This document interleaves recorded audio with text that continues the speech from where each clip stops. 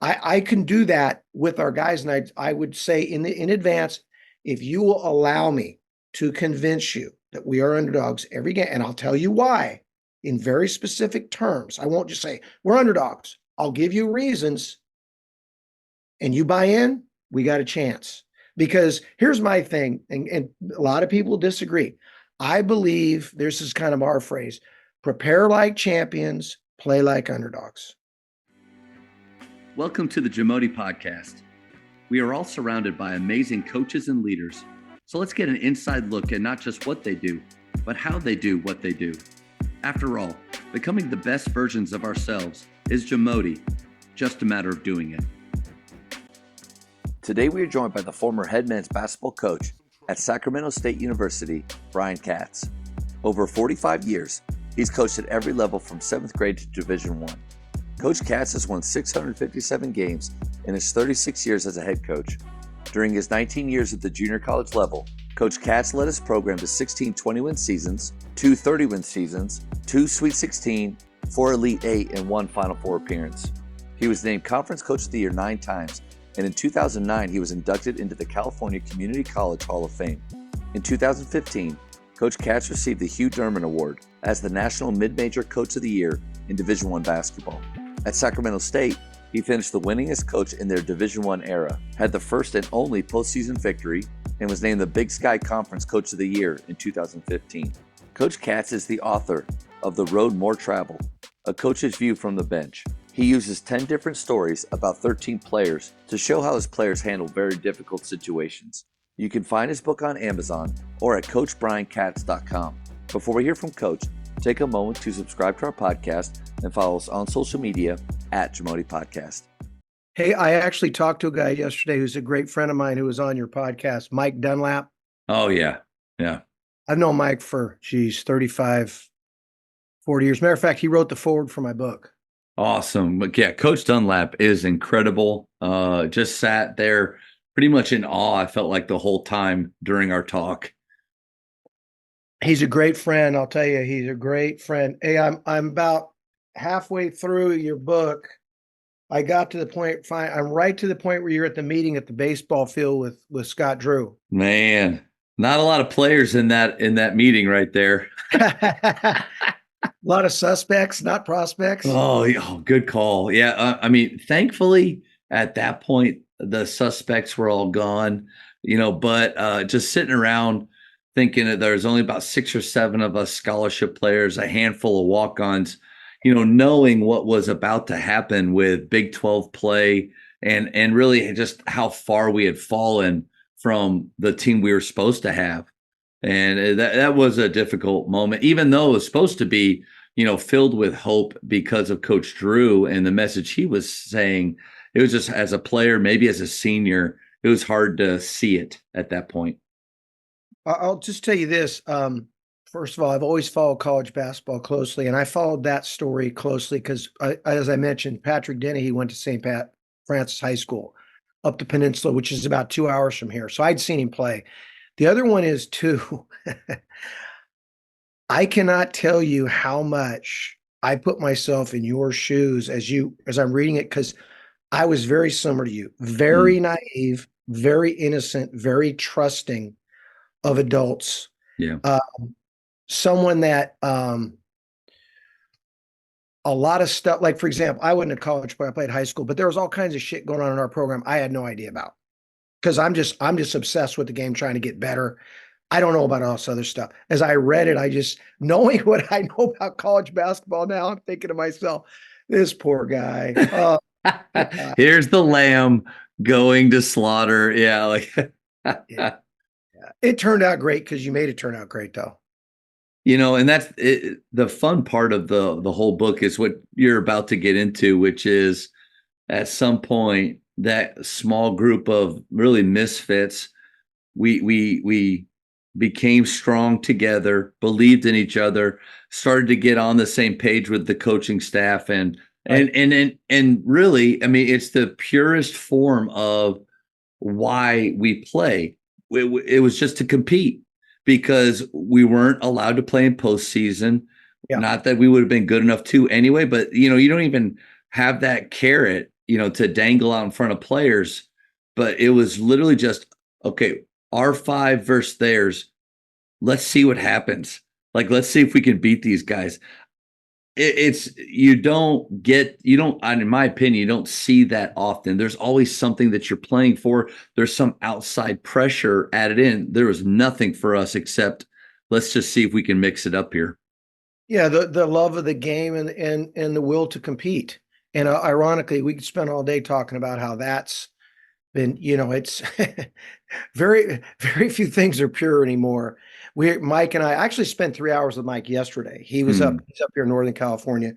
And we were talking about how now we think that the level to coach at these days is either junior college Division II or Division III, because you're out of the NIL, all that. Now you're going to still deal with the portal. Guys can steal your guys, blah, blah. But it's the level that you can really, really roll up your sleeves and coach like the old days. Even now, I mean, you're in the business, but even though I'm out of it, I have a lot of friends at all levels. And I mean, like, for example, I know one team that just got beat as soon as the tournament's over. And I said, what are you doing? Oh, we're going right to the hotel room, find out who's coming back next year. Wow. And then we gotta, I go, now, have you already have guys lined up in portal? Well, we don't have them lined up, but we know who we want. So depending on who we lose. Yeah. So it's changed, it's different. I'm not going to try to judge it. I'm just going to say that it's adapt or die if you're in it. But Coach, for me, go ahead. Yeah. Were I going to coach again, which I won't, I had 45 straight years of coaching. I loved every minute of it, but it would be junior college Division II or Division III. That would be me. Coach Bliss said that years ago. We had reconnected after a few years after everything had happened. And, it was right before that documentary Disgrace came out, and which was kind of the final straw, I think, for him. But he had told me that he's like, the best coaching jobs in America right now he said they're D3 jobs. And that was mid 2000s. Sure. Pre-portal, pre-NIL, all this stuff. But I think, even saw just the way it was going. Well, the Division III thing, one thing for sure, guys are there, you can't get scholarships and you're there because of academic reasons, and you can only coach them during the season. Yeah. So not like you're not going to try to create a culture where they want to go out and work in the off season, but if you want to talk about just the purity of it all, but I wouldn't like the Division III thing, because I liked, more than any other thing, I loved, like in junior college, just being able to work with your guys all day, every day, if you wanted to. I mean, there was the rules. No one cared. You have a class, you make it a class. So for example, our spring and summer, we were 4 to 5 days of workouts, practice, another 4 days of weights, and a whole bunch of individual stuff rolled into there. So you could really develop and enjoy coaching one-on-one, yourking with a guy on his shot or his footwork, or you know what I mean? Much like your guys did in your book. Is it Yoder and Thomas? Those guys. Yeah. Those guys really worked with you. You're an example of what I always tell people now, and they kind of double back. But what I used to always say this in recruiting when I was at Sacramento State, people would say he's really dedicated. I go, it's not good enough. It's not good enough. You have to be obsessed with the game, Division I level. If you're not obsessed, dedicated means you show up and do what you're supposed to do. Obsessed means you got to be thinking about it all day, every day. You got to be sneaking and getting extra workouts, weights. It's the last thing you think about before you go to bed. It's the first thing you think about when you wake up. Because if you don't have guys like that, you won't win. There's no way. Man, well said. I don't hear a lot of people talk about that. That there is another level that you can get to. And I always try to tell our guys, don't think that you are the hardest working guy out there. You can't think that way. You have to assume, and that there's always somebody out there willing to go more, harder, farther. And now that mentality, I feel like, will allow you to kind of cross over from that dedicated to that obsession, which people will look at that as a negative thing. I don't know. If you want to be excellent at something, yes, there's a level of that, or be okay with being okay at something. And there's nothing wrong with that either. No, you're right. And the deal is the obsession part, and I don't see it as a negative at all. I see it as, like you said, you're trying to be excellent. It's who you are. It's what you are. You're either obsessed or that. Now, I've talked to done a few podcasts, and they want to talk about player evaluation. And I've told them, I said, look, the number one thing, once the ability is equal, the Division I level, you're looking for a guy who's obsessed. If that's the guy that's going to get you over the top. Now, can you have a whole team of those guys? Probably not. But if you have 4 or 5 of them, boy, they can drag the group along and bring out more. It's more like, hey, come on, Matt, we're going to shoot today. Matt, let's go. And so bang, bang, bong, you bring the group along, that group, and pretty soon the guy who is dedicated moves more toward obsessed. He'll never really be obsessed, but you're getting the most out of him. But the guys that are obsessed with the game, because like you just said it perfectly, in any line of work or field of endeavor, if you're not obsessed, you're not going to be great. You're not going to realize your potential. I believe that. No doubt. And what's been really healthy for me is being at the school that I'm at. And I feel like there's probably a lot of other high school coaches out there like that, where, if you got the like it, love it, live it guys. I was a live it guy. Yeah. I have a ton of like it guys. And I've had to get to the point where I'm okay with that. And they know that I'm okay with that. Or else I would be running off at a Grapevine Faith Christian School. I wouldn't have dudes in the gym. So we got to help the like it guys to push a little bit more and find a little bit more enjoyment in the work. And we got to continue to cultivate those love it guys to see maybe if you push it more, like there's another level you could get to. And then if you're lucky enough to have some live it dudes, well, then just have fun with that. Enjoy that process. Man, that part is so fun. Oh my God. You just love it when guys are, well, in my book, real quick, I'll just, one quick story. So, because we couldn't get access to our gym. Sacramento State's a low Division I. We couldn't even get access to the gym for 3 straight hours. So we went at 5 a.m. So I had a freshman, his first practice, his first year, I'm in the office about 4 a.m. He texts me, Coach, why isn't the gym open? What's going on here? Why isn't the gym open? Well, this guy, he's 6'11" kid, was obsessed with the game. And he was a guy I used to have to tell him, you're not doing anything on Sunday. You're not. You need a day off. He would sneak in the gym somehow. But those are the guys that are going to get you. What a great problem right there. You want that problem. You want that problem. Yeah. Coach, I'm excited to get to talk about The Road More Traveled, your book, a little bit more. This has already been awesome. We've just launched right into it. And first, I want to thank you so much for coming on and talking hoops with me. I'm excited to see some of the directions we'll go. Thank you for you let me know that you started the book and then you showed it a second ago. And thank you for doing that. That's not a prerequisite to come on the podcast, is that you've read the book, but I just appreciate you doing that. And thank you for coming on. No, I really wanted to I was intrigued with the story, and I also wanted to understand kind of who you were and what you're all about. I think I have a pretty good idea, although I'm not all the way through the book. I will by the end. It gets better. You're about to get to the good part. And again, I think throughout our talk, Coach, anytime that you feel like there's something from the road more traveled, I've ordered it. I'm waiting on it to come to my house. I wish I would have had it already and be able to kind of do what you did. But you're super intriguing to me because we don't have really a connection between us. Well, besides basketball, which 3 years of doing this now, I've realized that if you have something in common that you love with somebody else, then there's a connection there. And so I'm pretty sure we'll feel that we already do feel the same way with you. But you have coached at every level of play, which means that there's not a coach out here that can't understand or find something in common with you and your story. Yeah, there's no question. I try to, and during, just so you know, during the course of this thing, or anytime I do something like this, I try to really broaden that and make sure the audience, and I try to put myself in the mind of who might be listening. Now, there could be all kinds of guys. There could be AAU coaches. There could be pro coaches. There could be JC. I'm assuming there's high school and even junior high coaches. So, and I've been there, I've done that. So I try to relate to that. I mean, as a coach that's been was in the business for, like you said, 45 years, but now you put this book together, and I love the title, "The Road More Traveled." So I'd love to hear you kind of explain the title a little bit, but then also get into some of those daily habits that have set you up for success throughout your career. When I retired 2.5 years ago, and I'm not kidding you. The day I retired, I thought, how am I going to honor my former players? What am I going to do? I started thinking, you know what?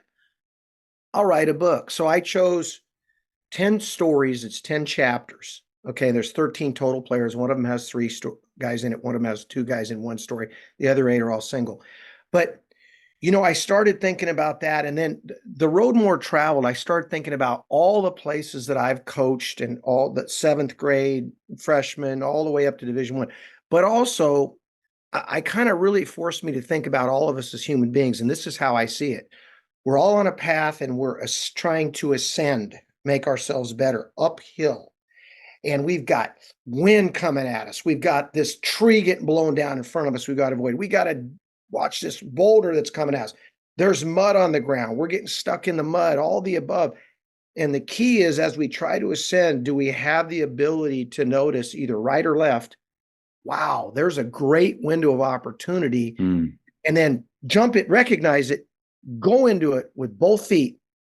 I mean, both hands, both feet, head first, and commit to it like no tomorrow, to a point that I would look back and say to myself, man, am I glad I did that? And then get back on that path and look for the next opportunity. And I kind of explained that in the introduction, but you know what? In writing a book, and I'm sure you saw this, it causes you to really self-reflect. You know what you're trying to impart, but then it really narrows your focus. So the road more traveled, my big thing is we're all on the road, the same road, no matter what, trying to ascend. I got a question about that. Seems to me like the struggle might be, if we're all fighting all of these obstacles to improve and go up, how do you see the opportunities? How do you not get blinded, or maybe, with your vision down, where you're missing those things along the way? Because you said, if you see the opportunity, you got to jump in and be about what is it about the journey that sometimes we can miss or not see those opportunities?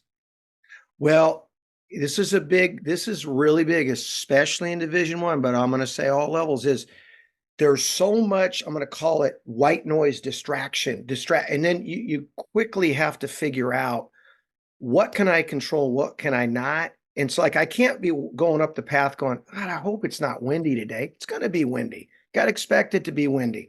God, I hope there's not a pothole. Yeah, of course there's going to be a pothole. So the key is being able to block out all the things that don't matter, that have nothing to do with either winning, graduating your players, or developing your young men. It doesn't have to do with those three things. You just got to flat ignore it. And here's what I would tell you. The first 3 years I was in, I was always really good at that. But the first 3 years I was at Division One at Sac State, I was not good at it. And then I just went, you know what? Get back to basics, get back to who you are. And then when I got back to nothing mattered except those things, then the world became really easy, and I could recognize opportunity because I wasn't getting bogged down with all this other stuff.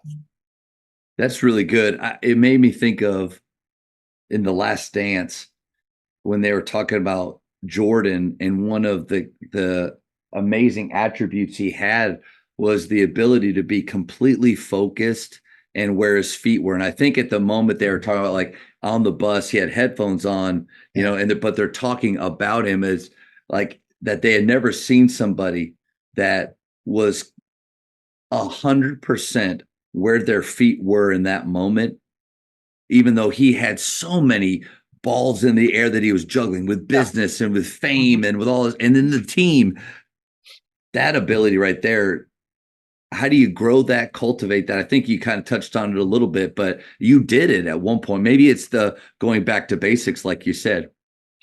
It's a skill for sure, the ability to compartmentalize. And I will just say this, like, I always want to, whenever I talk whenever I want to make sure I'm not acting like I have all the answers, because I don't. I have more I questions. yeah, I appreciate that. That's good. Yeah. I have more questions than answers. But I will tell you this. One of my discerning abilities was my ability to compartmentalize. And this will get to actually, I wrote down number 1 and number 20 are very similar. They Hmm. relate. In other words, the question was, what are your daily habits? And then 20 was, how do you balance family with coaching? Now, here's what I did. I made my mind up. Okay, I'm going to get up every day at 4 a.m. I'm going to be at the office at 4:45. I want everything done, practice plan, the week, whatever, the scouting report, I want it all done before anybody gets there, Hmm. because I don't want to try to solve problems if I don't have everything done. I'll be I'm really big on, I want to be in the moment with whoever I'm dealing with.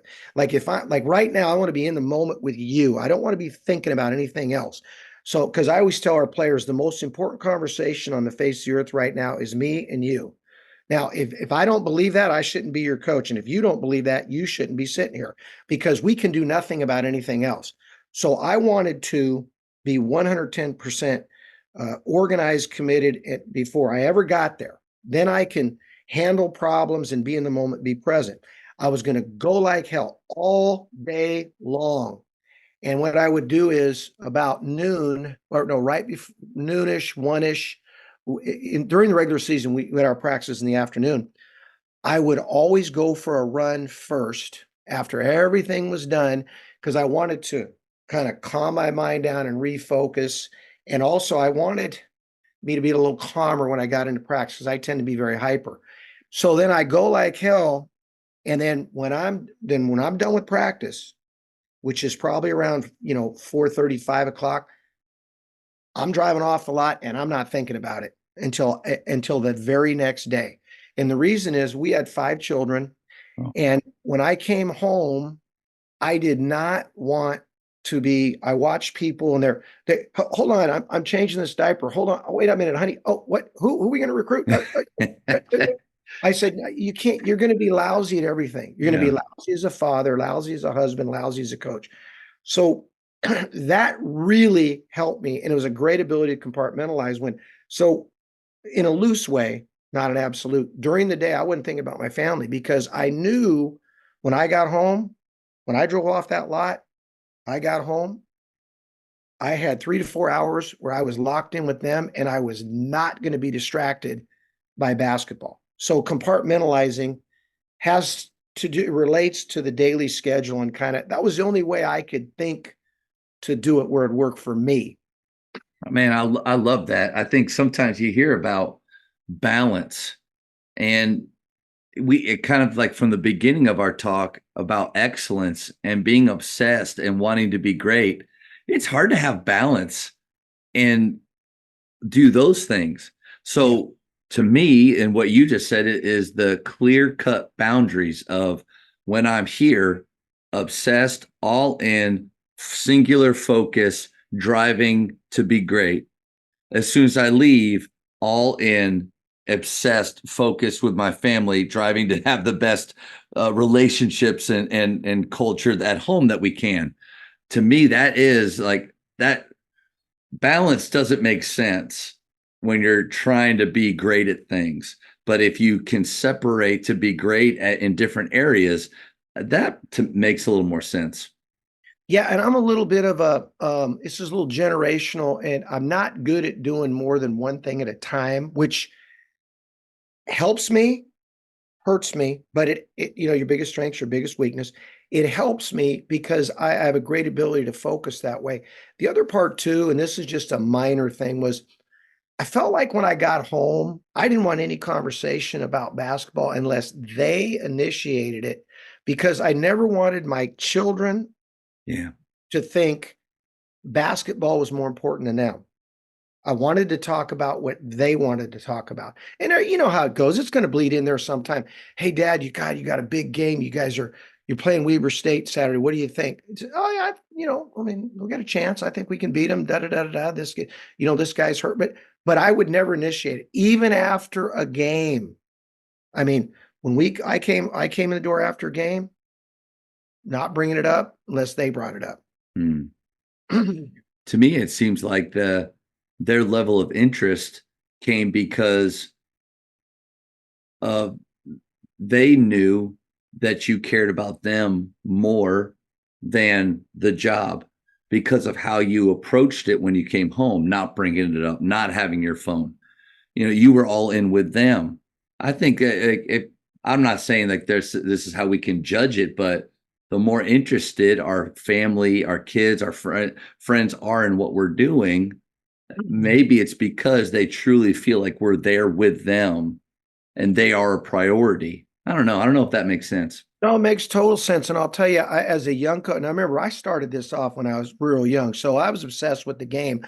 But literally, I started coaching when I was 18. I coached a seventh grade team and just went on from there.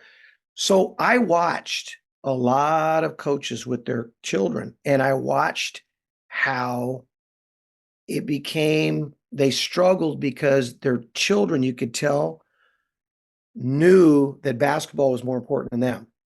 They could feel it because there's just a million ways. And so I just said, you know what? I don't ever want my obsession to become something that bleeds over to them and they now think, well, I don't matter. Like they needed to know, like flat out. Like now here is one exception. If I was at work and one of my kids called, I'm picking the phone up. Yeah. And they knew they weren't going to buy unless it was like something. I'm picking the phone up. Like there's a message there. The message is you're more important than whatever I'm doing. And I think that's why when you get home, if you're doing all kinds of other stuff, like I didn't want to watch film or plan practice or anything when I was at home because the message is this is more important than you. So that was my idea was, okay. And here's the reason why I could go right to sleep every day at 8 or 9 in the evening.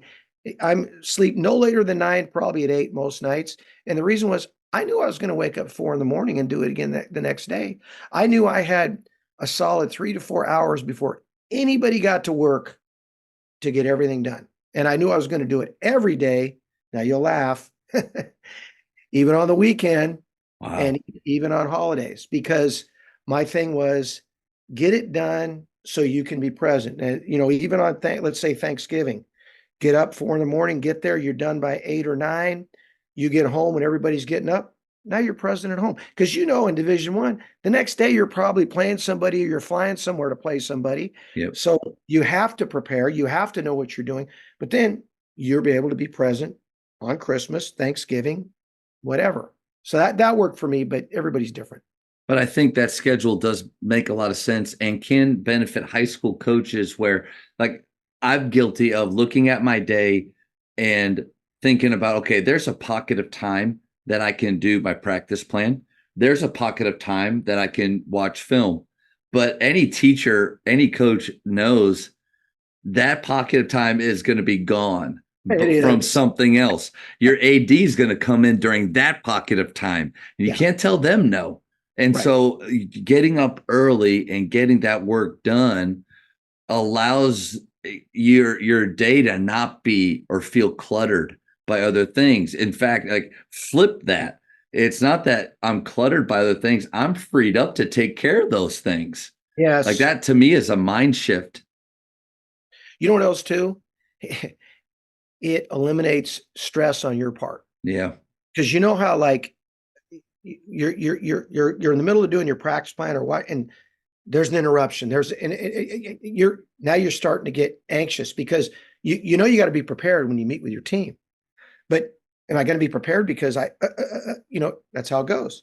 So for me, it was a million reasons, but it really helped center me, balance me. The Jamodi podcast is powered by Sideline Interactive. Sideline Interactive is the leading manufacturer for high-quality, innovative scoring tables and LED video display boards that help coaches and schools bring more excitement to fans, create huge fundraising opportunities, and make their jobs easier. Visit sidelineinteractive.com to check out their amazing products. I'd love to hear about now 2 years retired, but still, I would imagine a lifelong learner with a growth mindset. What's something that you borrowed lately? Well, this is really, I think this really, really helped our program toward the end of my career. We got this from Virginia, Tony Bennett. I don't know if you've ever heard of this. He calls it the safe chair. Hmm. I don't know if you've heard of this. I thought it was incredible. Now, what it is this. So, Matt, I'll role play with you. You're on the Okay. team. So, beginning of the year, you start off, you say, okay, Matt, going up, you're in the safe chair. So everybody's there and you explain, Matt, you can talk about whatever you want to talk about. You can bring anything, tell us your story, talk about anything you want, and everybody asks questions. And no matter what you say, it cannot and will not be held against you. So you break it in, and you actually put coaches up there too, including myself. You break it in with that, but more importantly, you're setting it up for the future. So now, Matt, here we are in the middle of the season, right? We're playing. You're struggling. You're not playing very well. We're getting a little frustrated with you. You're passing up shot, whatever the case. Okay, Matt, go up to the safe chair, and you're sitting there. You know what this is like. Second round of the league, maybe it's whatever. You sit there and say, "Okay, Matt, how can we help you to play better? What can we do?" And then and nothing will be held against you. You are in the safe chair, and you go, "Well, coach, I mean, you put me in, I'm coming off the bench. You run a play for me right off the bat. If I miss a shot, you never come back to me." And you go, "Okay, all right." And then players chime in and say, "Yeah, but Matt, you don't defend. You only care about offense." And you go, "Well," but what happens is you communicate and you're there. And the point is, nothing can be used against you or held against you. And yet we learn how we can help you, how you can help us. And I'm telling you, every single time it brings about a better result. Every time. Because it really cuts to the heart of it. And you can't be afraid if a guy says, "Coach, I don't like how we're doing this." Okay, well, tell me why you don't like it. Doesn't mean you're going to do it. Like a guy would say, one guy told me one time, he goes, "Coach, you're not running enough plays for the other guys." It was our best player. This is actually in the book. And I go, "What do you mean enough plays?" He goes, "You're not doing enough for the other guys." And he's our best guy. He's getting 19 a game. I go, "Why is that?" He said, "Well, they're ganging up on me and Dylan, and everybody knows that. When we throw the other guys the ball, they have no confidence to score. You would just run a play for each guy, just design one. It'll give them confidence. Then when we throw them the ball, it's power of suggestion. They'll be more confident, be able to score." Now, I learned something from that. We actually did that. It made a difference, still with them being the focus, the two main players, but it gave the guys a little bit of confidence to know you believed in them a little bit. So I love the safe chair thing. And, you started off, the way you begin the year with it is just get guys up there and just, hey, Matt, tell us about your family. Let's just start off and tell us about your family and where you're from. And then guys just ask questions. And it's pretty clean and loose and fun at that point. But you set it up for, what's coming. And you go, we used to do it once a week, and we'd go around the room, put everybody in, so I'd get up there and I'd talk about myself and this, that, and the other and all of that. And then guys ask you questions, but you're setting it up for problem solving later. I love that activity. I never heard of it before, and a big fan of Coach Bennett, but at Faith, we do 10-minute meetings, and it's almost as if they have a safe chair in my office. I get to ask them questions for 5 minutes. They get to ask me questions for 5 minutes, nothing off limits. And like you said, nothing held against, but that's just the two of us. Right. What's unique about the safe chair is bringing all of the stakeholders in.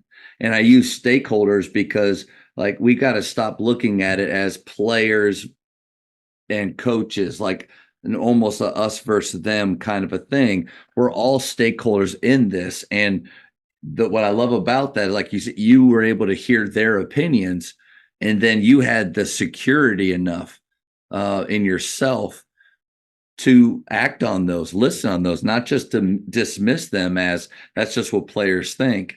They're on the floor. You and I aren't. And I think we can learn a lot from them. So that's really good. Thank you. No, it was very helpful. Very, very helpful. I think Coach Drew did something similar. I don't know if they called it the safe chair, I don't know what, but when they were making their deep run in the bubble that year when they won it, they did a video on I think before that championship game, and it was kind of this time that they were all sharing. But the thing that Coach Drew shared with his team was that a worry that he had was that because of who he was, meaning hadn't won a lot of games, wasn't at a or not a blue blood school, nothing like that, but like he just wasn't a part of a big coaching tree, like he had been at Duke or something like that. He was worried that he wasn't good enough to for those officials to give him the benefit of the doubt, give his team that he didn't want to be the reason that his team didn't get maybe a call that others could get. And it was just kind of a vulnerable moment that he had. And I think when he kind of shared that with his team, like a fear that he had, I think that's it. Maybe the safe chair brings that out. I love the idea of having the coaches go through that exercise as well. I think it's great. And that is absolutely, I'll use the term loosely, shocking to me that he would do that. That he would, because that goes against the grain. And I'm not saying it's bad. I think it's genius of what coaches are supposed to be. See, I always felt like I didn't mind if my players knew I was nervous, because see, to me, nervous means you care. Like it doesn't to me, and it doesn't. I would explain. It's not a lack of confidence. It's that I really care. So I'm Yeah. going to be a little nervous. If I'm not a little nervous before the game, I probably shouldn't be your coach, because if you worry is good if you understand that it's just you caring. Now, I'm not talking about needless worry, like we talk about worrying about things you can't worry about. And you're gonna laugh if I knew, like, when I had really really good teams, I wanted them to be nervous, because I felt like we have better players. The only thing to keep us from doing well is if we don't play hard and we're not committed and focused. I didn't like it especially when you have better players. We had a team that was 30-2 in junior college, and I knew we were better, and I didn't want us, even if we're playing a team that was 1-30. I wanted our guys a little nervous. Mm-hmm. So nervous, I'd say two types: the kind that motivates you and causes you to focus, and the kind that can drag you down and beat you down. And that's just because you're focusing on the wrong things, my opinion. Yeah, that edge that nerves can give you. You want to have that good edge. How if you feel like your team that is talented doesn't have it, besides, you could go the fear route as if you better do this or else. And that can work to a point, but how did you feel like over the years, if they didn't have the nerves or the edge that you wanted them to have, but they had the talent, how'd you help them get there? I told them before the season started, typically I would tell my team, and I tell every team, if you will allow me every single game that we play to convince you that we're underdogs, we got a great chance to be really good. And I'd say, no, I can convince you of that. I believe me, I can convince you, because, and I will. It's not me making something up. I'll believe it. So in other words, we're going to play a team that, let's say they're bottom of the basement or this. Well, Chris is hurt. Bottom line, we're playing there. Number two, Ah, they zone. Number three, we've struggled against the zone. Let's be honest. And bang bang ball, keep. And the bottom line is, guys, we're the underdog in this game. I don't care what you say. We're the underdog for these reasons. I mean, I can come up with that pretty easily and say, and really, if you think about it, and I don't want to get too far off, but they always talked about how Jordan could always find a reason to convince himself that he was mad at something or the underdog or something to prove. I can do that with our guys, and I would say in advance, if you will allow me to convince you that we are underdogs every game, and I'll tell you why in very specific terms. I won't just say we're underdogs. I'll give you reasons, and you buy in, we got a chance. Because here's my thing, and a lot of people disagree. I believe this is kind of our phrase: prepare like champions, play like underdogs. I really believe that. You can watch in the NCAA tournament. The favorite many times comes in afraid to make mistakes. And like, look, NC State right now, they're playing with house money. They're going, hey, you could watch them. They don't care. They came in the NCAA tournament. I mean, the ACC tournament. We don't care. It doesn't matter. Teams that are supposed to beat, oh my God, we're playing number 10. Oh my God. But if you allow me, like, here'd be me with NC State. I'd say, look, guys, they're 10th in the conference. They got nothing to lose. Okay. They flat out are going to get after it. They got players, guys. You know, DJ Horn's really good, right? Matt, you've guarded DJ Horn. Is he good? DJ Burns, is he good? Boom. Guys, they struggled because they got down a little early. I'm watching. They're starting to play better. They're going to come in completely focused. Guys, we are the underdog here. I want you to understand that. We are the underdog. I really believe that. Prepare like champions, play like underdogs. I love that mentality. And I don't think I've ever heard a coach say that or talk about that. You mentioned about Coach Drew doing something that, was a little bit shocking. Like, to me, that mentality from a coach is a little shocking. As much as I like it, how did you keep that? Because it seems to me like nowadays it's all about, show your players highlights before they play. Like, you want them thinking that there's nothing that they can't do, right, nothing they can't accomplish before. But you want to have that edge. You want to use nerves for good. I see that mentality working for sure. How did you take it or keep it, I guess, at the appropriate level where it didn't cross over to disbelief?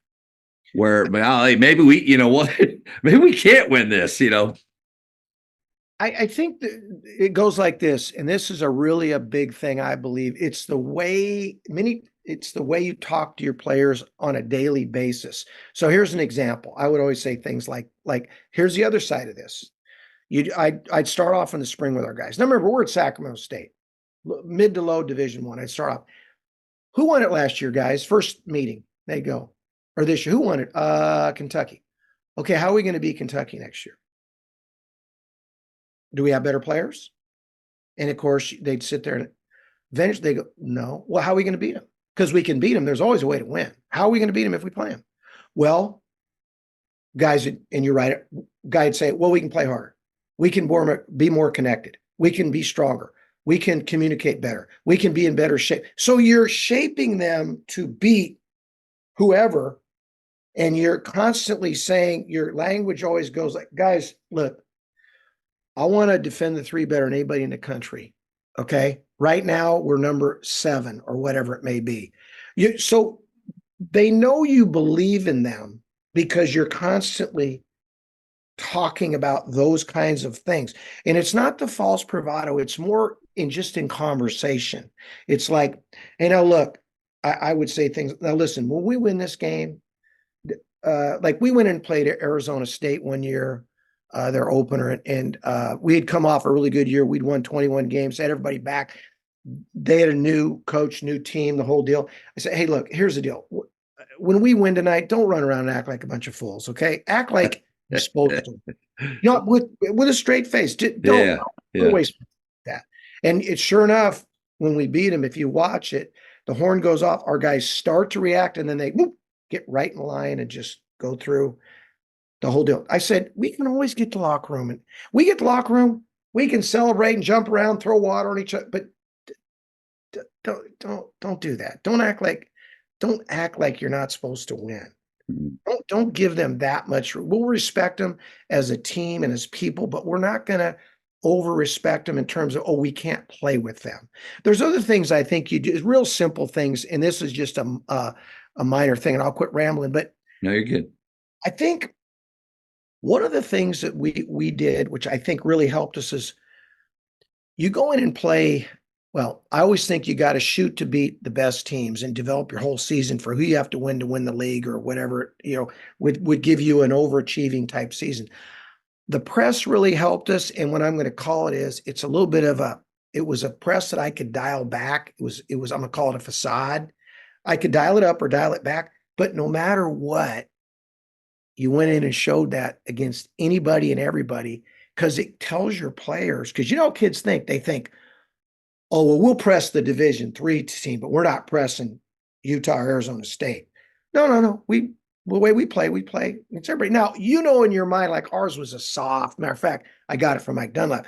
It was a soft 2-2-1, very safe, bing, bang, bong. But yet, every now and then you could dial it up and get a trap right across half court. All of a sudden, you got Arizona State trap or whoever, and boom, they turn the ball over, and it says to your guys, because players think this, well, we're not better, so we better just no, you have to have a style of play that, and it doesn't have to be, I'm not trying to be extreme, because believe me, it wasn't us in a 1-2-1-1 up there doubling the ball and making 40 minutes of hell like Arkansas.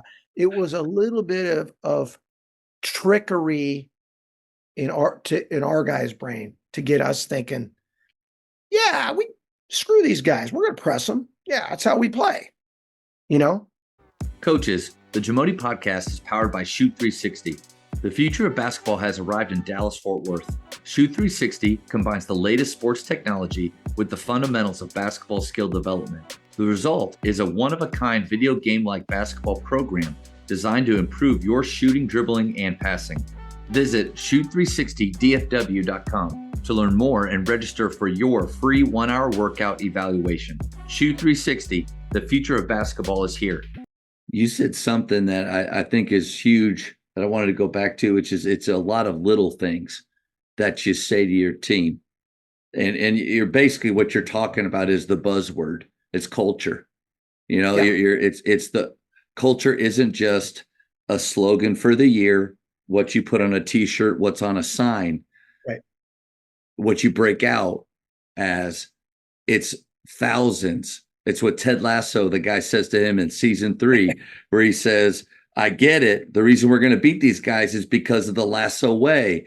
And he's like, it's the 1,000 little things that you've been saying and doing with this team that allows you, when you're shaping the narrative and the way that they think and the way that they talk, that allows you to play the underdog game, right? To have that stance without it becoming, coach doesn't think we can win. No, when they hear of all of those things that they need to be aware of, that they need to be sharp on, they're going to know that the belief is there because of the thousands of things that you've been saying up to that point. You got it 100% correct. No question. And I know the rub you're talking about in this. Like, here's the best way I can explain it. 20 years ago, I'd say here's how I do it. Well, Matt, you know, we're playing Consumers River. Johnny Jones is averaging 25. I mean, we'll have you start on him. I don't feel good about it. We'll see how you do. And of course, if it's a guy like you, the guy would.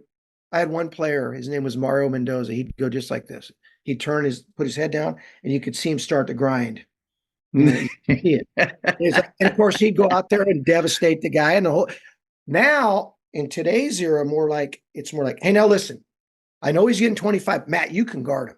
Here's how you can do it. Okay, bottom line. But acknowledge acknowledge what they're doing. Acknowledge how good he is. Yes. That brings the nerves to the point where it elevates performance, right? Yes. And again, that's a little bit of a shift where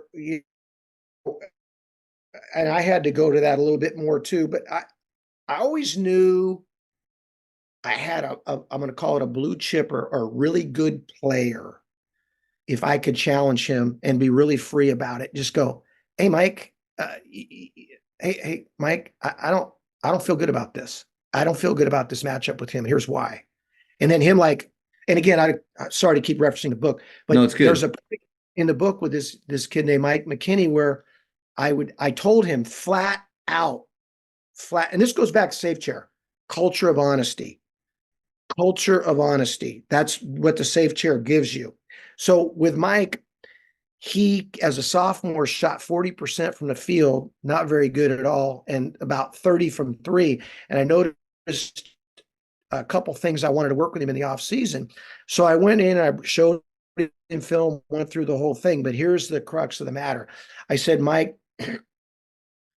I don't think you'll ever be a shooter, but I think you'll be a scorer. But I think we can bring you closer to being a shooter. And he went just like this.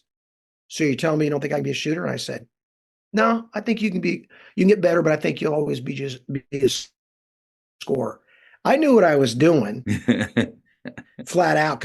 Now, again, this is your personnel. You can't do that with everybody. And he went just like this. Okay, I'll make the change then.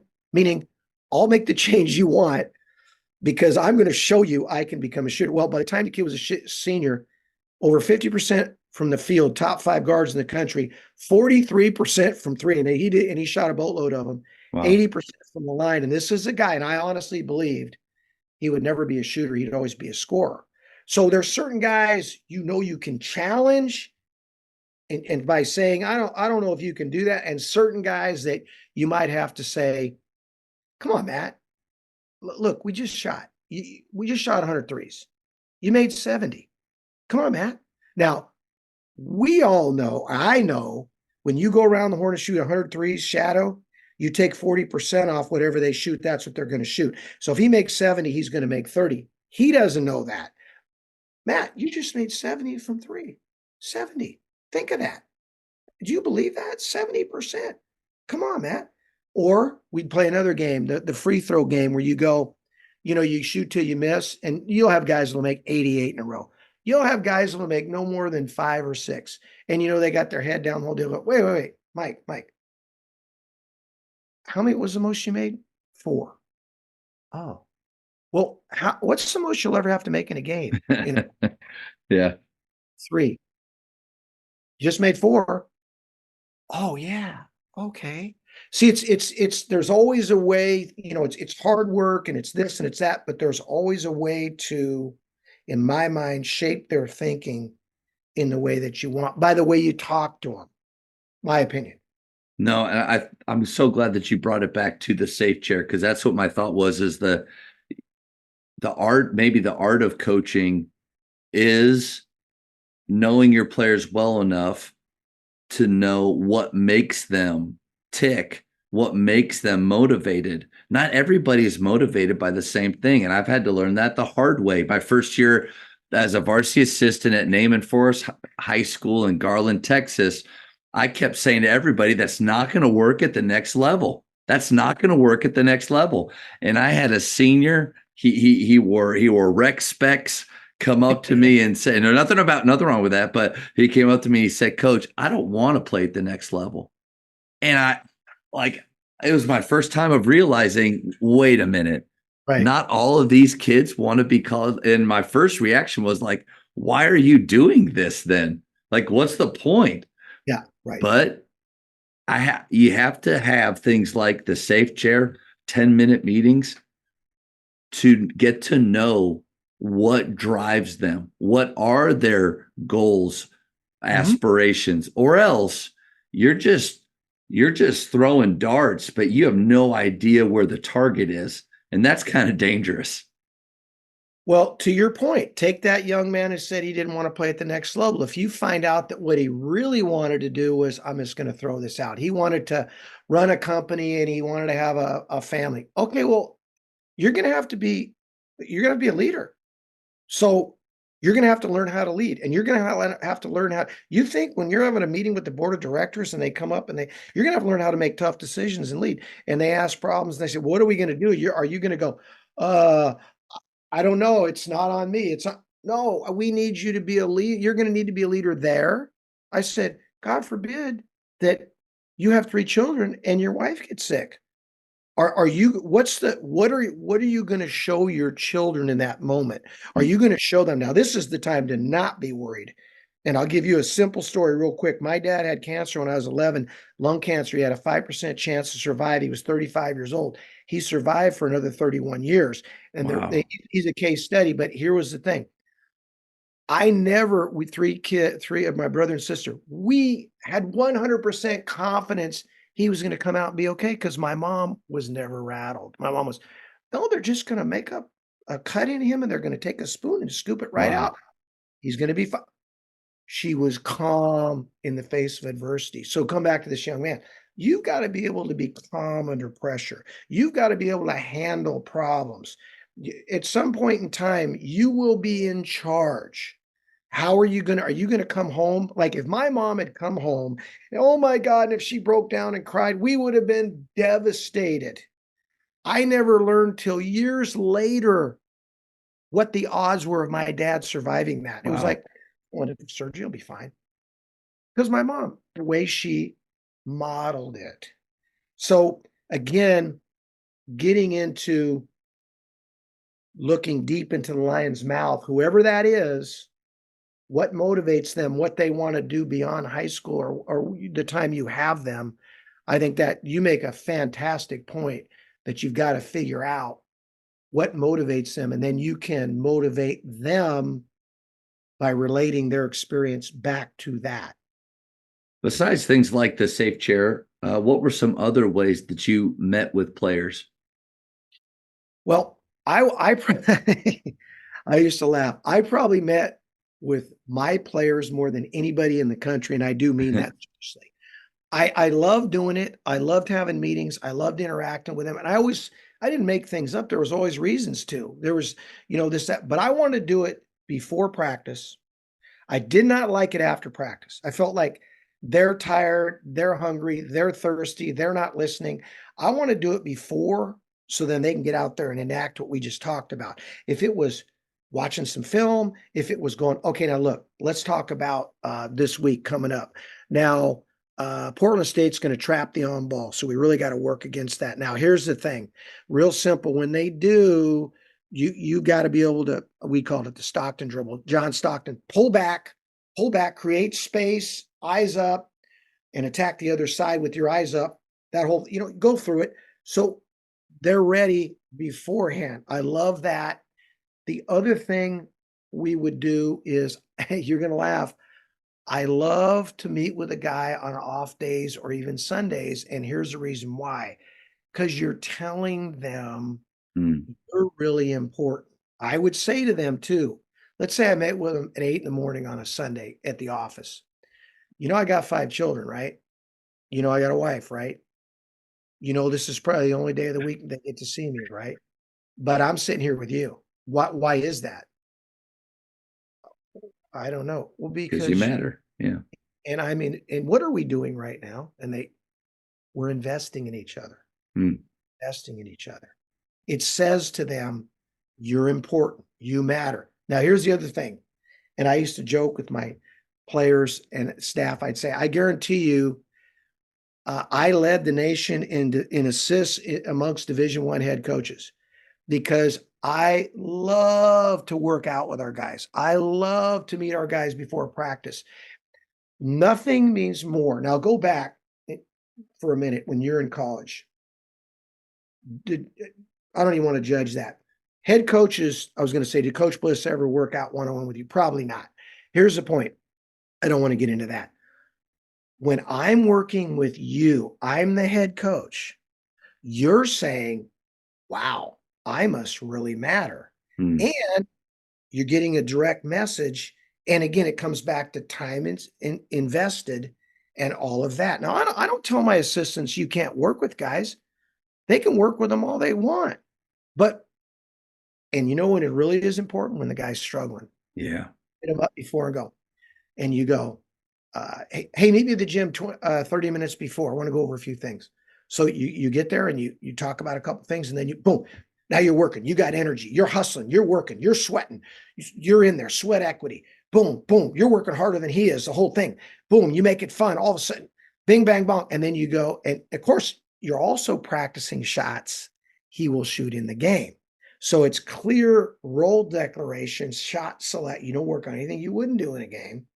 And now, so it's twofold. But by the end of it, the message, again, subliminal, is, God, he got here early to work with me. I must really matter. He must really believe in me. And I'm telling you, now that morphs into about giving players confidence. That's a real way to give them confidence. And so, but I love that. I loved every part of that. I didn't want to be the CEO. I came up as a high school guy and a JC guy, hands-on. I wanted to be in the mix. I loved coaching. I loved teaching. And I believed I could help guys to become better. I love that you never lost that, because there is this idea. I mean, think of a business that starts small, and that person is really hands-on and all in it, and that makes it special. That's the culture is based on that, but then it grows, but the guy's still trying to do that, or completely changes that approach, and the business changes. And I think one thing that you said that or everything you said made me think we have to be careful that we're not assuming that our time with our players in team practice or games is enough to really learn who they are. We are going to see some parts of them when they're struggling, when their team's doing well, how they motivate others, how they handle, like, I love that about sports, is that we get to see people sometimes at their rawest moments, but it's that outside time that you have to be intentional about, because it doesn't happen by accident, right? Yeah, and I come back to the book a little bit. You mentioned how you spent a lot of time around Coach Bliss, but you didn't feel you knew him. And I want to make sure No, you're right. I'm not bagging on Coach Bliss, but you mentioned that in the book. I realized as I got older, I had to be intentional about all of that. So what I would do, some days I'd text you, hey, Matt, meet me at the office at 9 o'clock. You show up at 9. Okay, let's go. And then you don't tell them where you're going. Just get in the car, head down the road. Hey, stop off at a Jersey Mike's or Subway, get a sandwich. And then you go to your house and sit in the backyard. And you just talk. Just talk about anything. Say, how's it going? How's your family? I had one thing I would do with every player that was new. I would always say, how homesick are you? I would never ask if they were homesick. I would just say, hey, how homesick are you? Hmm. And go from there. But anyway, you just talk. And I would intentionally not want to talk about basketball. If they brought up basketball, we would talk, but I would not talk about basketball because I wanted them to, okay, this is where he lives. Okay, man, he's taking time to kind of talk to me about whatever and to come over here and have a sandwich with me. So to be intentional about getting to really know them is very, very important. I think in every era, but in this era more than any other era. I really believe that. Just to get a little bit deeper, why do you feel like maybe there is a more of a need now than ever before to do that? I think sports basketball used to be all business, very impersonal, meaning I'm the coach, you're the player. Okay, that's fine. And we know there's some of that. There's going to be some of that. But the point is, this era of young man is not, it used to be, this is how I used to coach when I first started 45 years ago. This is what we're going to do. Go do it. I would tell them the how. Now, as I got older, I realized you got to tell them the why and the how. And that's not bad. It makes you a better teacher. Yeah. Now, I'm not talking about why is the bus leaving 8 in the morning instead of 8:30. I'm talking about, well, now, coach, why do you want the on-ball screen set lower right around the 3-point line rather than, well, because if the guy goes under, I want you to be able to shoot it. If we're out further at 25, 28, 30 feet, and he can go under and still recover and still guard you, okay? Because you're not necessarily a threat to shoot that far out. So I think you have to explain the how and the why of everything. And a big part of the why for them is, why should I buy into this guy? Mm-hmm. And the reason, the why that they would buy in is, okay, A, he knows what he's talking about, but B, he cares about me. What shows, I don't care who it is. You say you have 2 children, right, Matt? Yes, sir. What ages are they? 17 and 16. Or sorry, Okay. 18. He just turned 18. Yeah. Well, go back in time. No, not even in time, even today. The number one way to say I love you is time invested. Yeah. There's really no other. People can say it, but there's, and I'm not saying you shouldn't tell your kids you love them. I tell my kids I love them. But the way you really tell people you care about them, time invested. That's my opinion. So I think even on a simple level, your guy on your team now that's your eighth man or your 12th man or your first man, wherever he is, if he knows that you know what you're talking about and can help them to be successful, and every bit as important, you truly care about them outside of the game of basketball, man, now you can catch lightning in a bottle. Yeah. Now you can create magic. That's good. I think the why part is really important. And these kids, this generation, they don't know a time without this a smartphone, and they can find the why to everything so fast. So for us to say the why doesn't matter, they don't know a life where the why isn't at their fingertips, or somebody's not, or if we're not careful, social media, people are telling us, the why. We're learning the why of someone else that may or may not be credible, or that. But we got to protect our kids and ourselves, our minds with that. But I do think you nailed it. Better teachers. We coaches, we have to look at ourselves as teachers, and we have to continue to grow in that area. That's why clinics, podcasts, listening to people smarter than us, wanting to figure out how to be better for our players. We talked early on about being driven or almost obsessed. I think obsessed with trying to be better for our players. Man, what a great motivation right there. Yeah, I mean, look, just take it. I always try to relate everything back to me. Not that I know everything, or because I don't, but my mindset would be, even now when someone tells me something, I first go immediately, okay, why? And I want to understand the why. And when I understand the why, I'm more invested.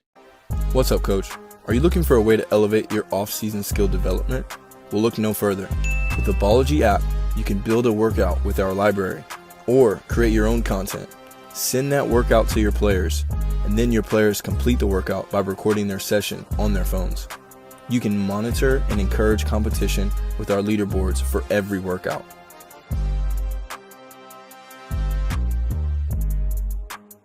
Ability offers player development solutions in the palm of your hands. Get your team started today by going to Ability.com for more info.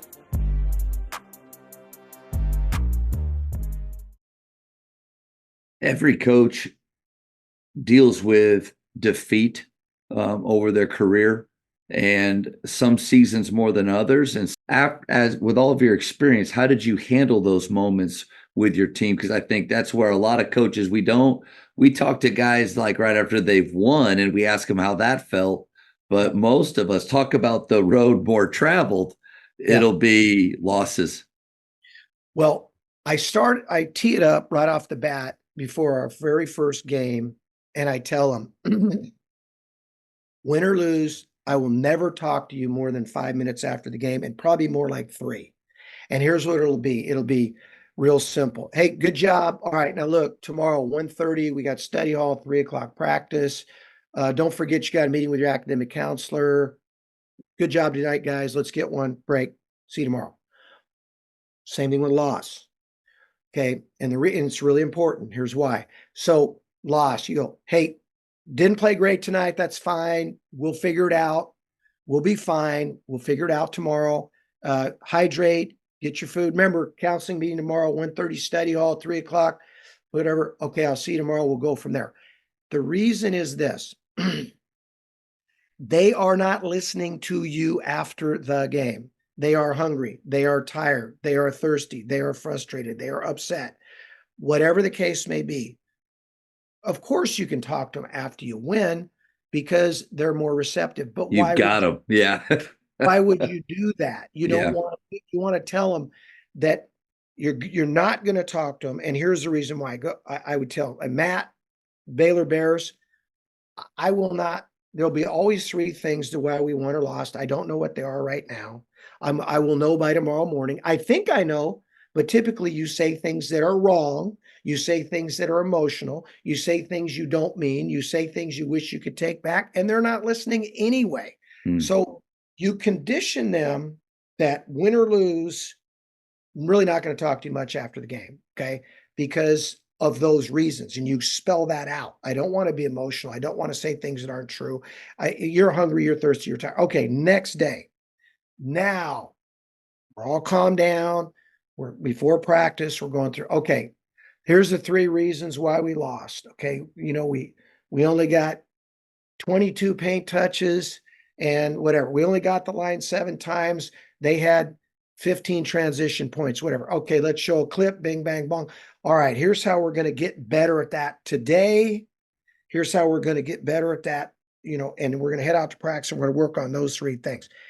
If they know, and this goes back to my routine, I had complete confidence that here's the other thing too, after a game, I'm telling you right now, I'm asleep no more than 45 minutes after the game because I'm going home and I'm not thinking about it because I don't know the results. And I know for me to be good, I need to get my sleep. I wake up at 4 a.m. I'm in the office at 4:45. I now know I'm going to look at every inch of the film. I'm going to have my notes. I'm going to work through it. I'm going to know what the reason, and now I'm calm, I'm objective, and I can present it in an unemotional fashion. Now, if you lost the next day, is there a little more of an edge? Probably a little more of an edge. Come on, guys, we're better than this. Are you kidding me? Come on. We've been holding teams at 28% from 3. They shot 45. Who are we going to beat letting them make 10 threes? Come on. Or we didn't guard, whatever our core values were that year. We didn't guard the ball very well or whatever. Now, to get through that, just add a smidgen. One of the things I would also tell them, if you allow me to coach you every day like we lost last night, we got a chance to be really good. Because bottom line is, I ask them, what is it like? What is practice like or meetings if we lost? Kind of tense. Guys are kind of mad. You're kind of mad. There's an edge. Okay. What's it like when we win? Well, everybody's more relaxed or happier. I go, that's great. Nothing wrong with that. But I give you the night when we win to be happy. I give it to me. I give it to you. Let's be exuberant. Let's hug each other. Let's throw water on each other in the locker room. Whatever you want to do, go do it. Enjoy it. Don't think about anything. But when we wake up the next day, I would like to be able to coach you like we lost the night before. Now, there's a fine line there because you don't want to steal their joy. We understand that. But what I think handling defeat is really important, that most of the problems happen after the game. This long meeting, 45 minutes. I mean, come on, nothing's good. That. I don't even know what I'm saying. I'm too mad. I'm too emotional. I'm too upset. The other thing, which during, let's say, a rough period, maybe you're on a 3-game losing streak, that is the absolute time to teach more, praise more, be more optimistic, be more positive. Look, your team's on a winning streak. You can drive them pretty hard. They can handle whatever you say and whatever you want to do when you're winning. Losing, not as much. So I thought one of my assistants, I were talking to a few of them a while back, and they are actually former players. Say, Coach, you know what you did really, really well? Well, I'm glad to hear there's one thing. They'd say, you leaned in a little bit because this is rare. Yeah. They said, you're really good after the games. You flat out flipped the script quick. And whenever we struggled, you were really positive with us. And I think, again, I'll come back to it. Just think how more receptive you are to constructive criticism when you've won or you're winning rather than when you're losing. You're already dealing with all your own BS and your frustration and the what everybody on the outside's telling you. It's hard to deal with all that stuff. Much easier when you're winning. Coach, I wrote down the word consistency, and then right after that, you had said it goes kind of with your routine. I think it's kind of remembering back to playing days, not knowing what coach we were going to get, not knowing what the consequences for winning or losing were going to be, that created a lot of unease in us that's unnecessary. Yes. Well, there's not many like I've tried to in almost every area of coaching try to get a little bit better, but there's been a few major things like I've adopted in our program that have been huge shifts, and one of those you really just nailed, which is eliminating post game talks. And this idea came from Tyler Costin. He was with Savvy Coaching, but I knew him from his PGC days. Tyler's one of those guys that whatever the mainstream, like we're all going this way, he's going to go, now I'm over there. And so we're having this talk. It's episode 2, so almost 3 years ago. And he's like, if I was a coach, and at that, because at that point he wasn't, and he said I would eliminate post-game talks. And at that point, I mean, that was like what are you saying? But the longer since I made that choice, the more I do this, I find more guys like you that there's rarely anything good that is talked about right after even a win or a loss, because if we're all honest, it's easy to see or think of the negatives that happened in the loss, but there's almost just as many negatives that happened in a win. But we tend to gloss right past those. But if you take that approach of coaching every game or the next day as if we lost, that to me is a recipe for continual growth throughout the season. Because if you play bad teams and you win, but you're not addressing maybe some of the bad habits that are forming, that are growing, that's going to come back to bite you. And so to your point, and what Tyler said is, this has been almost 3 years now of, and Coach, I'm sorry for rambling myself, but this is to me, this is a way of holding yourself accountable to having a short post game. We don't go back to the locker room anymore. Win or loss, we shake hands, we go to the center circle, or if we're on an opposing team, an opposing gym, we just meet over by the bench. And when I have parents standing there watching us, it makes me be brief. I can't yell at them. I'm not going to undress them. Yep. And so my main thing is, I love watching you play those 5 words, what the schedule is, we pray, and then and like Tyler and you both said, we let them go eat pizza, talk with their parents, see their friends, and then we'll address things later on. But that, Coach, that was a really impactful 5 minutes or so that you shared. No, you're genius to do that. And I believe that right there is, that post-game thing is the most destructive thing to any team and culture on any level. I would do that with 3rd graders. I would do it with pros, flat out. Well, I wanted to jump in. One quick thing I forgot. We're talking about developing confidence real quick. Yeah. I think one of the ways you can develop confidence is you have to allow your guys to fail. And so as an example, let's say one of our core values was, guard a 3-point, no threes, no layups. We want tough contested 2s. Okay, so now you're guarding a guy in the post, tough contested 2, and the guy makes the shot. I think it's really important that the coach and everybody on the bench, as they see this develop, great job, whether it goes in or not. Great. So when it goes in, great job. He has to know, and that's just one example, he can do things correctly and fail, and that's okay. It can't be you're guarding him. Your core values are, look, no threes, no layups. Okay, we want the 2s to be tough contested 2s. And now he does that, and the kid makes a shot. Great example right now. Let's say you're guarding DJ Burns at NC State. He makes a tough shot. You squared him up right over the top of you, or whatever. He's slippery, but play great D. Bench moans. Moans. It drops his head. It affects the next play. No doubt. And it affects his. So you have to flat out give them a way to fail, and it's okay. Now, I'm not talking about a lack of effort, or if your core value is look, defensively, if you're in the low hole and you don't rotate when he comes baseline and draw a charge, that's a non-negotiable. You're out. Okay, if that's fine, if that's what you are into, and I was into that, that's fine. That's great. But I'm talking about when you do things right and you fail, it has to be, and I think it's a huge deal. And I think the best guy in the NBA at guarding tough players and then making shots is Drew Holiday. If you watch him, he doesn't change his expression. And if you're guarding good players, they're going to make shots. Yeah. I think the bench and the coach really helps with great job, awesome, great job, great job, great job. You just scored.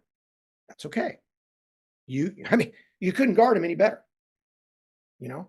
Coach, you nailed it. Yeah, that's such a great point.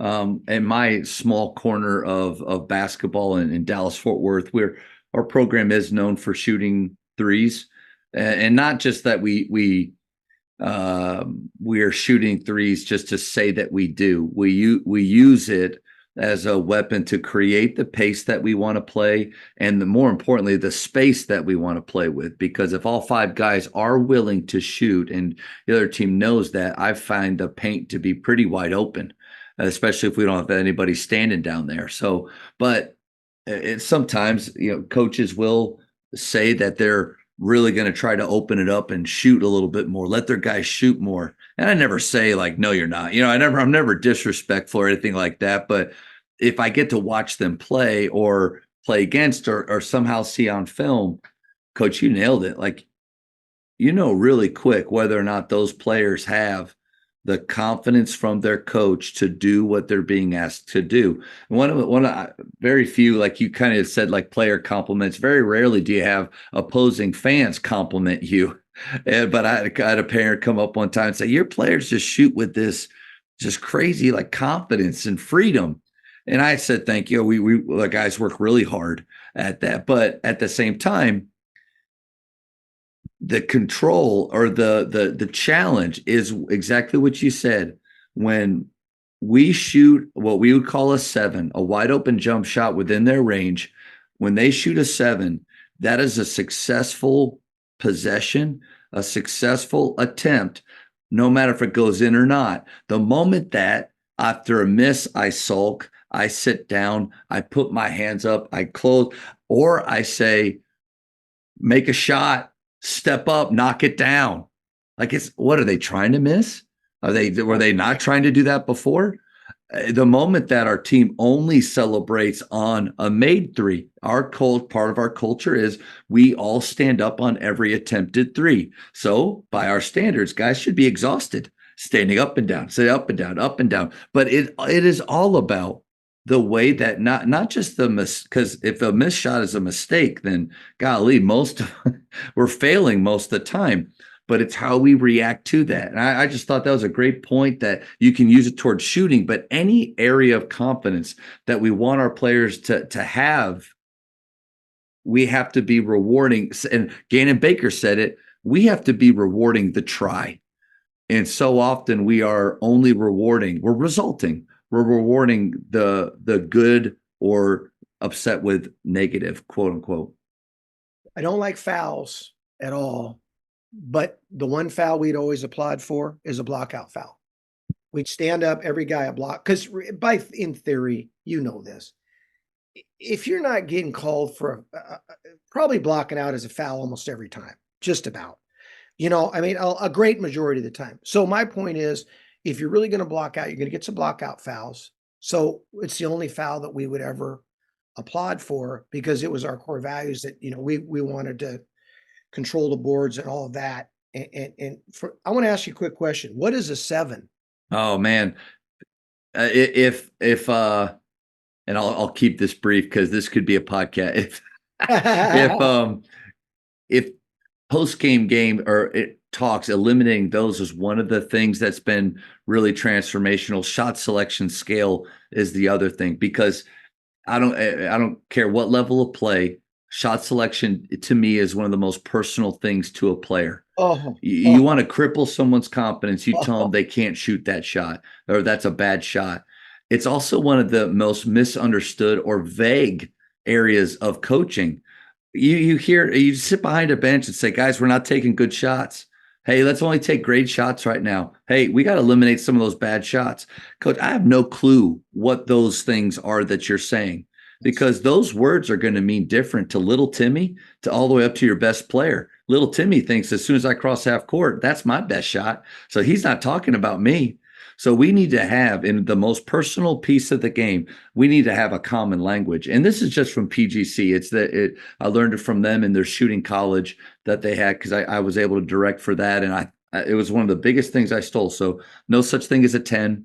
I asked the guys, have you ever missed a layup before? I did. I give them a story, and I played in Iceland for 1 year, and I missed 2 layups in a row, back to back, the same possession. So no such thing as a 10. A 9 is an open layup. We love 9s. We hunt for 9s. If our offense isn't creating some 9s, we got to look at our spacing. We got to look at our pace. I skip 8s. I go to 7s. A 7 is a wide open jump shot within your range.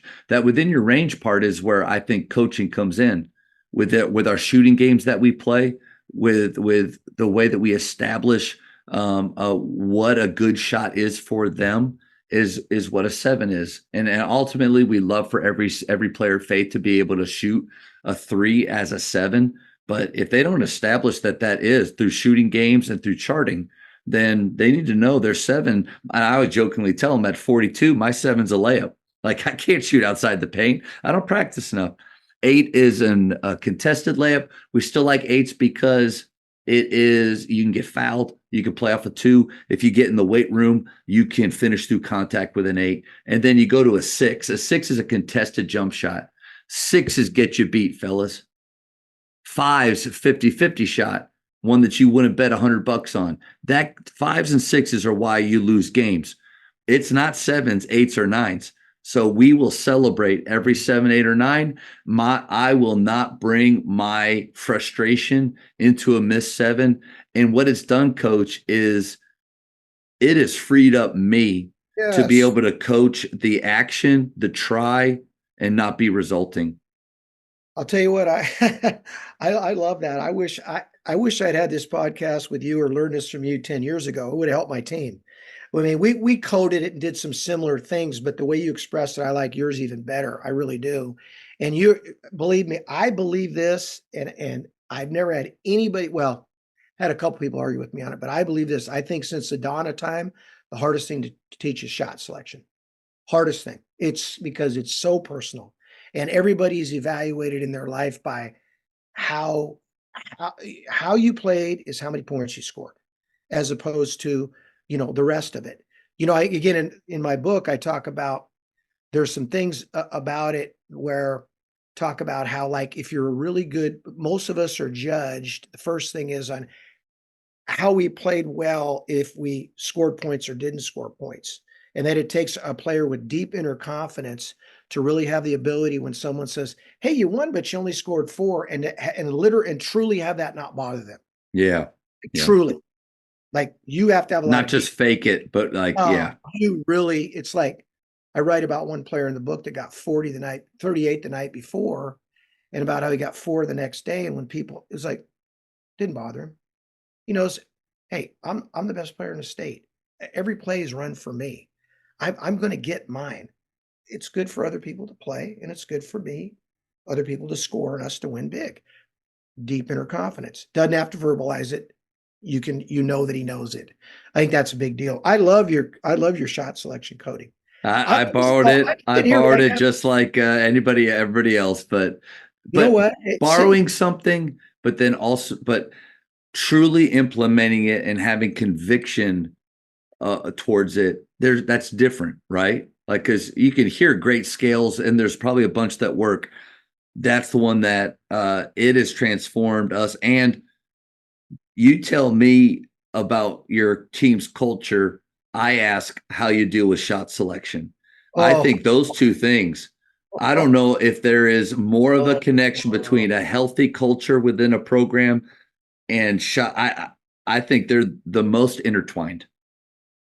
Well, you made a great point, and I just had this conversation yesterday with Mike Dunlap. We were walking for about 3 hours, and I, I said the hardest part about shot selection is not letting it become personal, meaning personal on your end too, where Yep. you get.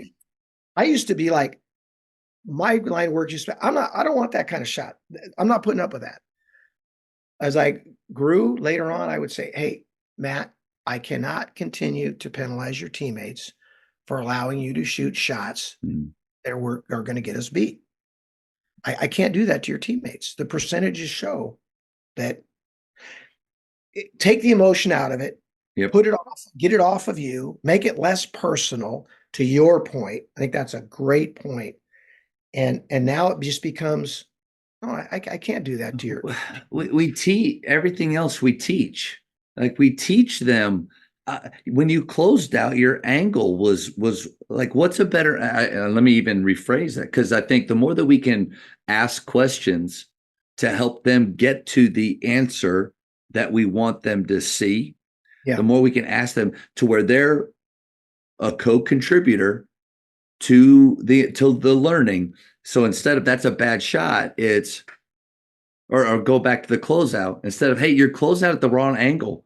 Let me ask you, what type of angle did you close out? Did you feel like you were high or low? And they, hey, I was a little bit low. I was like, yeah, when you're low like that, I think you give up middle a little bit more. So what can you do? I'll just make sure my top foot, and you lead them down that path. We do that with other parts of the game. But with shot selection, it's you're taking dumb shots. Stop taking bad shots. So my favorite question is, hey, rate that. Rate that shot you just took. Yeah, coach, that's a 6. You know what? I completely agree. It's a 6. What can you do instead of a 6? If he's that close to me, I can peek, I can lift, I can go. Do you have a teammate that's even more dangerous than you that you can move it to? You know what? Let's attack that. Let's attack that defender instead of taking the 6. Or guys, listen, I think we're shooting a lot of 6s right now. Let's not just give into that feeling that that's the best we can get. We can get 7s, 8s, and 9s if we're a little bit more patient, if we play with a little bit more space and pace. But I think that the question method is a great way, but without the scale, man, it's hard. I love that. I love every part of what you did. I think that is a genius. It's the adaptation to today's modern kid, which I don't care what anybody says. Shot selection at the beginning of time is the hardest thing to coach. I don't care what anybody says. So I love that. That's really good, Matt.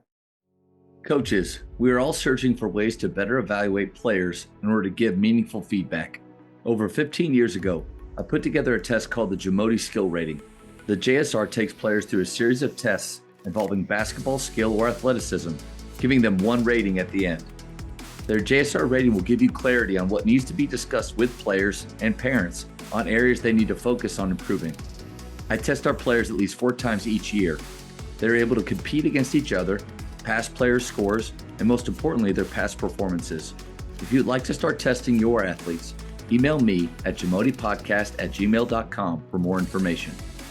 Coach, before we talk about the book, and I want to give you some time to do that, I love to go through the speed round with you. These are quick questions.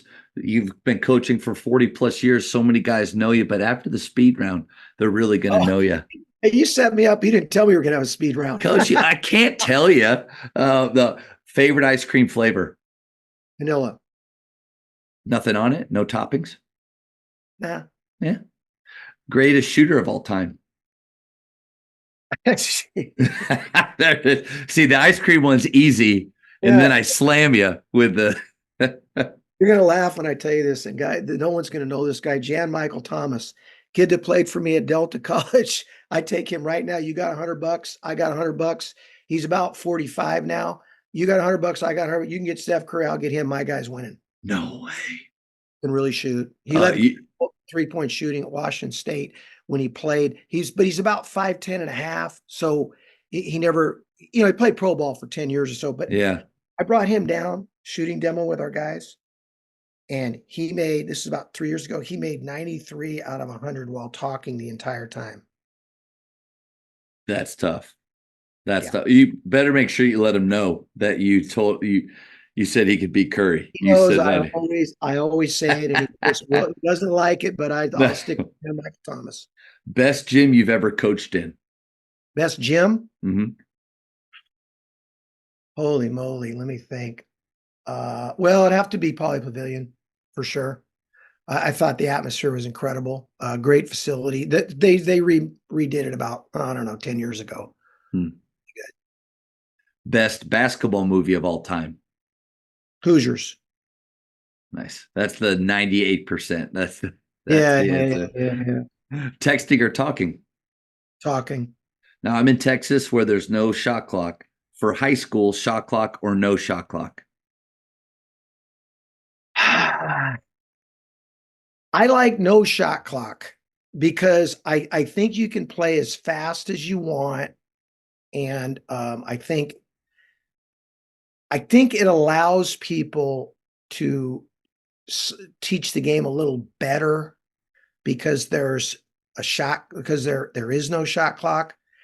I'm not worried about the guy who's going to hold the ball because we're not going to let him hold it anyway. We're just going to trap the hell out of him, make him play.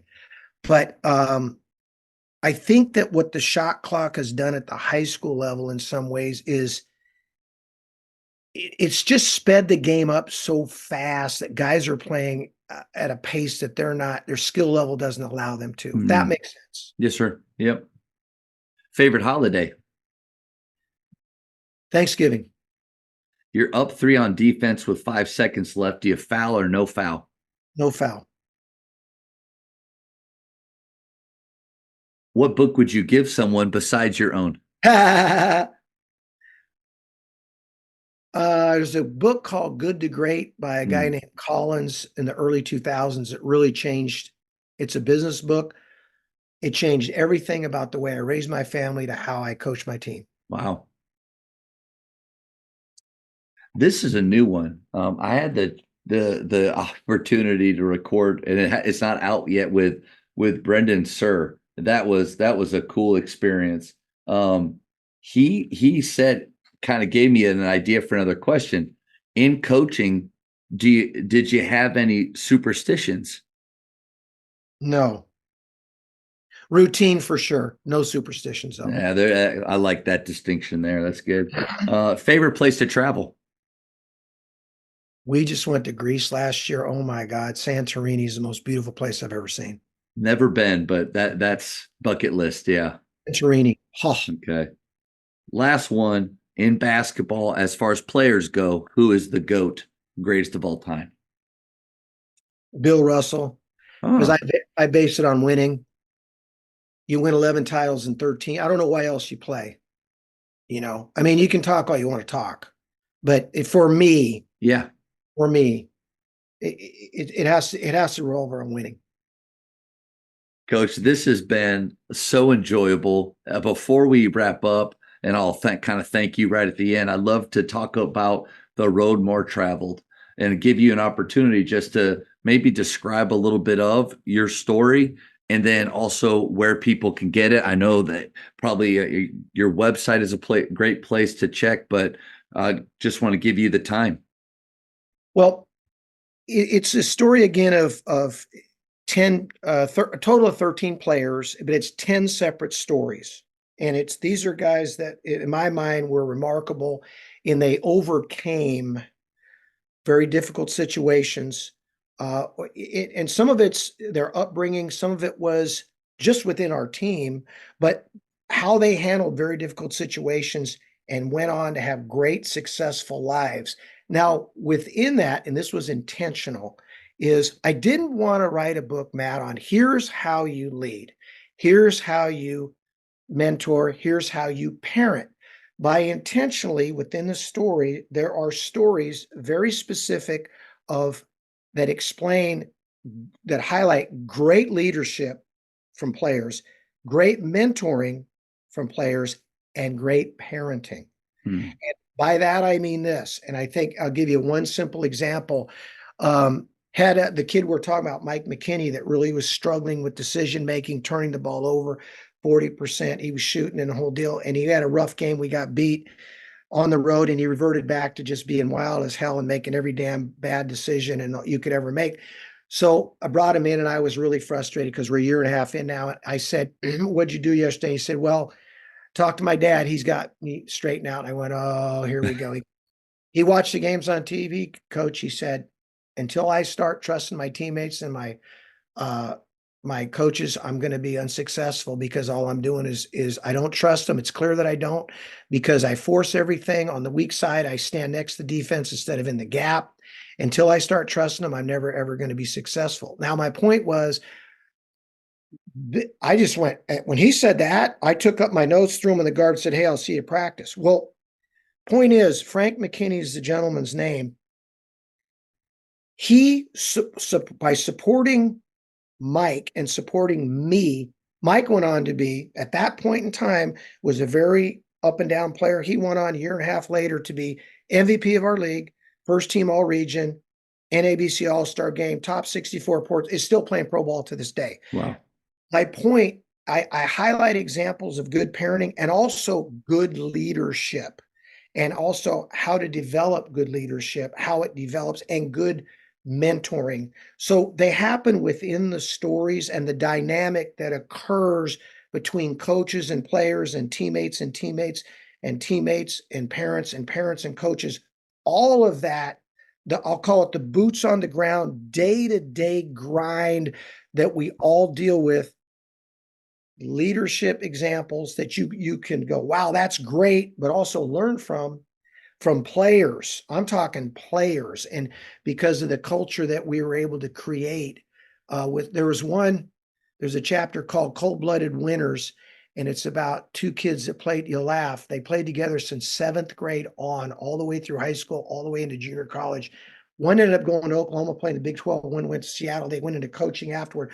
But their synergy as guards and their ability to communicate and their ability to shape a team in their image within the framework of what you wanted to do, Matt, I can't describe it. I've never seen anything like it in my life. And their record over a 4-year period, I couldn't go back and add it up from 7th grade on. Yeah.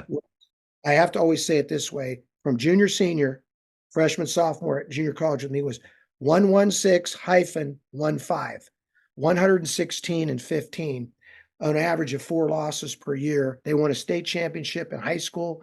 We came within a basket of getting to the final game in junior college. And the reason, again, it's all the intangibles. It's all the leadership, because, and I end the chapter by saying basketball is easy if winning is your only agenda.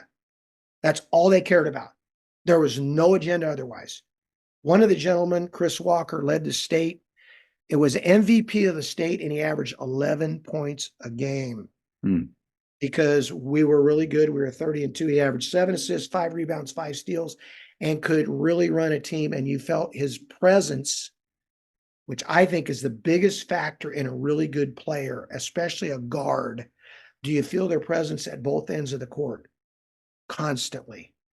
So I know I rambled on and talked a lot, but they are feel-good stories, but they're also some nuggets you can learn from what these young men did as leaders, and certainly, leadership, mentoring, and parenting. I ordered mine from Amazon. Is there a better place or another place that you would have people go to find it? You can get it on Amazon, but you could also go to my website. It's coachbryankatz.com. Very simple, coachbryankatz.com. Have a website. You can order it there, that kind of thing. But no, I really appreciate the time to talk about it. And more, Matt, this is phenomenal. This is big time. I started a clinic when I was in junior college, and I carried it over when I was at Sac State, and I did it every year. And the reason I did it was I wanted to learn. I wish I had done this the podcast thing, because I know what you're doing. It allows you to really learn and broaden on a regular basis. Coach, it is. I love to act as if, obviously, sharing the game, growing the game. Yes, that is a motivation, but I get a one-on-one with guys like you. If I was just to go to a clinic, it would be, maybe I get to ask a question, but it's whatever you want to talk about. Obviously, it has been professional development, like on steroids. You guys ever play in California? No, we don't head out that way much. I was going to say, if you ever traveled out, I'd love to watch your team play. They're great. They're great guys, but yeah. No, I'm not trying to stroke you. I just really listening to how you approach it, and I love the shot selection thing. I think you should write a book about that, because that's a big deal. I mean, Mike and I had this conversation yesterday. We said the minute we hear a coach say, "I don't coach shot selection," I tune out. I'm done. Oh no, there's a lot of guys. Might as well say I don't care about culture either. Because what they're basically what they're doing is they're trying to make it. They're the feel good coach, the fun coach that run gun, have fun, blah blah blah, which is fine. We all want to run gun, have fun, but you got to coach shot selection. You got to coach it. I don't care. If you're trying to play slow, but you don't teach shot selection, you're going to play slow and get bad shots. If you're trying to play fast and you don't teach shots, like you're going to play fast to get more bad shots.